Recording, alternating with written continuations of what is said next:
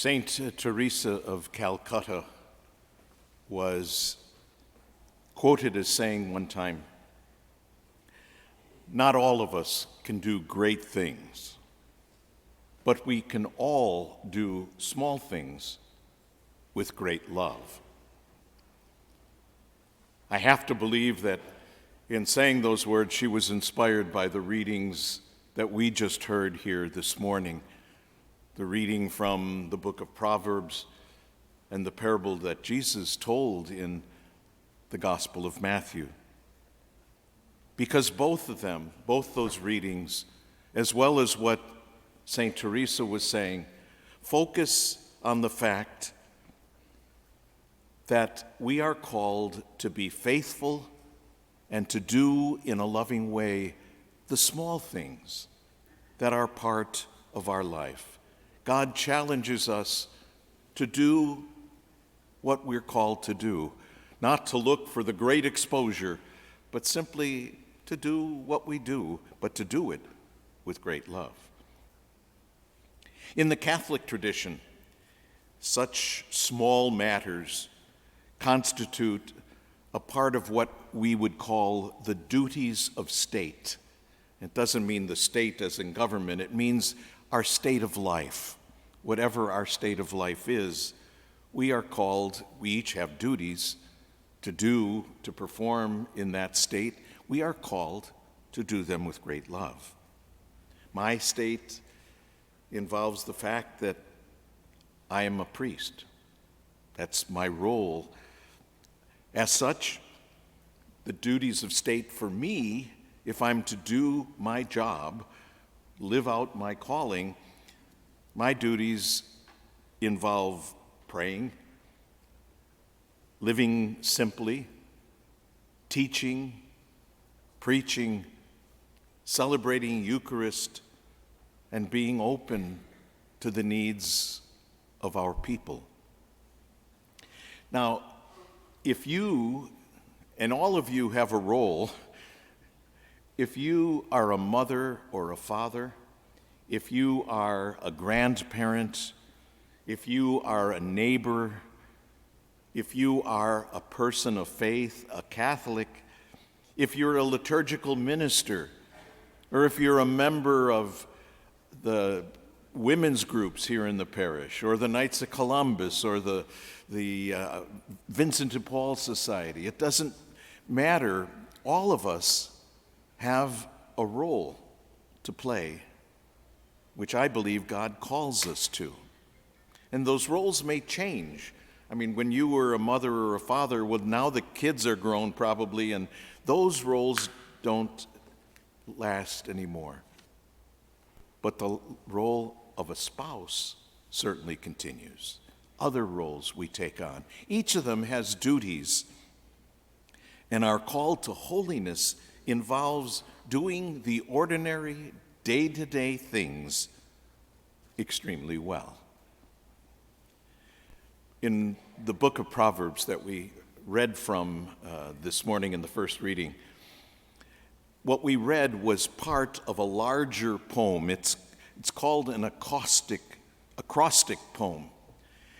And what that means is they took, if you read the entire poem, which we did not hear today, if you read the entire poem, there are 22 letters in the Hebrew alphabet. And in this poem, it starts out with each letter and it says something. The next letter says something. We have those in English.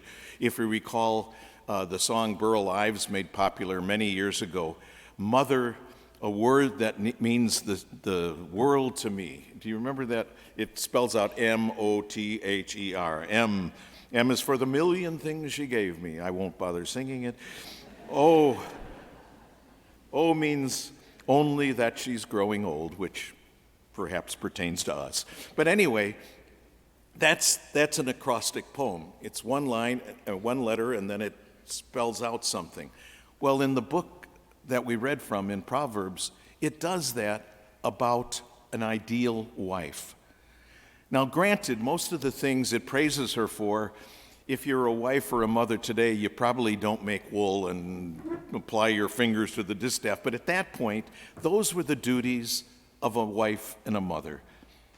And this poem sings this woman's praises because she does ordinary things, what was expected of her. She does them very well.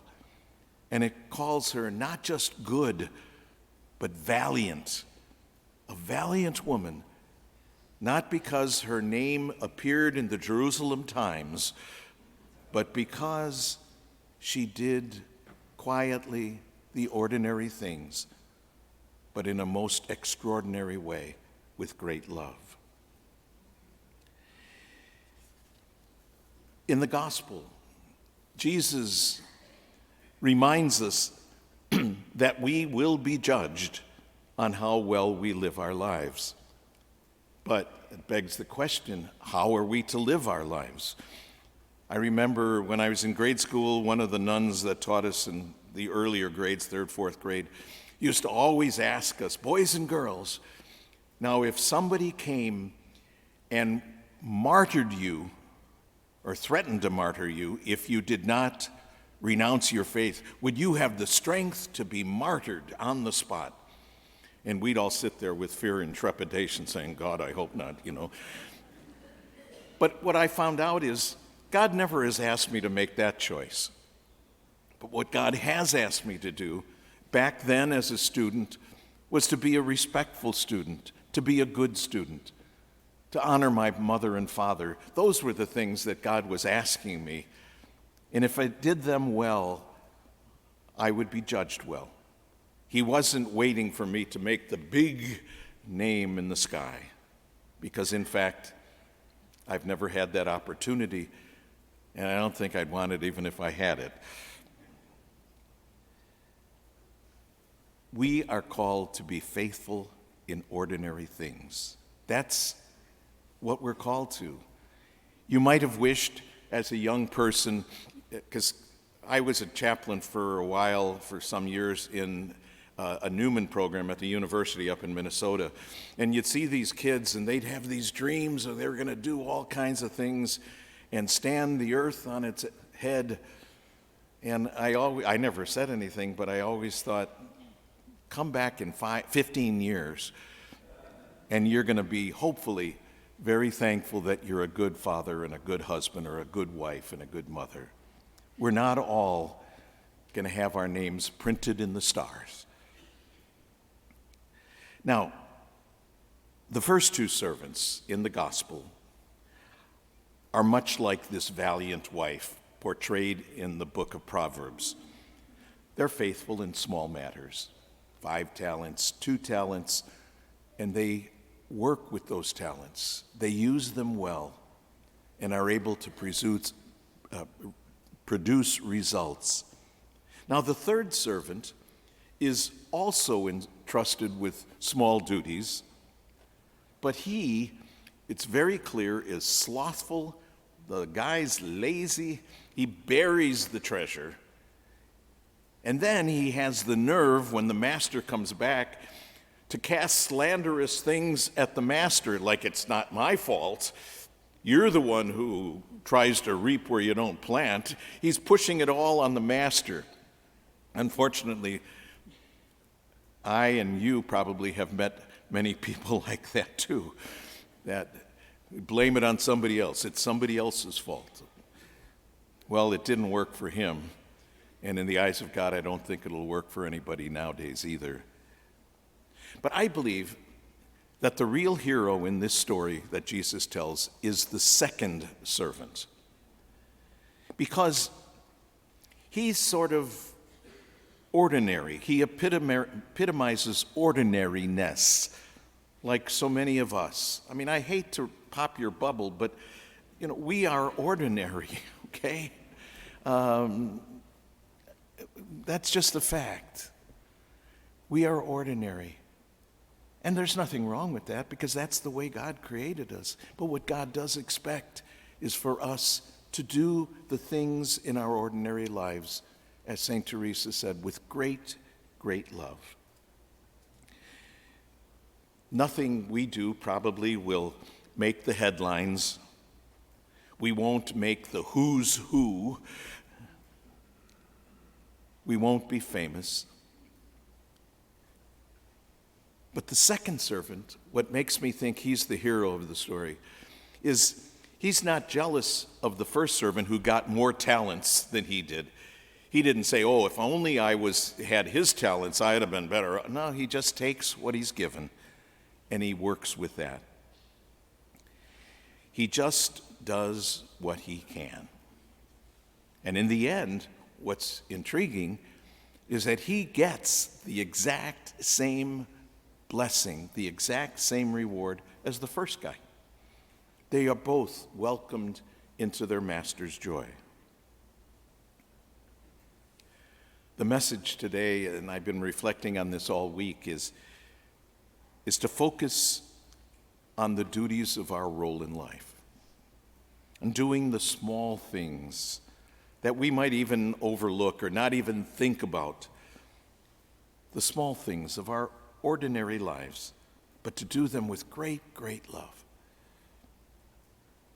I hope personally to be remembered someday as a priest who performed the ordinary duties that befall to me as a priest, that people would remember me as doing those things well.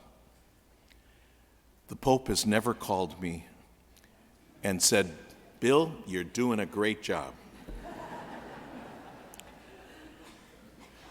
I have call forwarding just in case, but he has never called me. God has called me to be a priest, a simple priest, not a bishop, not a nothing else, just a simple, short, bald priest. And I'm called to do that with as much love as I can muster. And so are you. You're not a priest, but you have a role. You have a very important role. And you're called to fulfill that role with great love and great faithfulness. Remember the line, the quote of St. Teresa of Calcutta. Not all of us are called to do great things, but we are called to do small things with great love.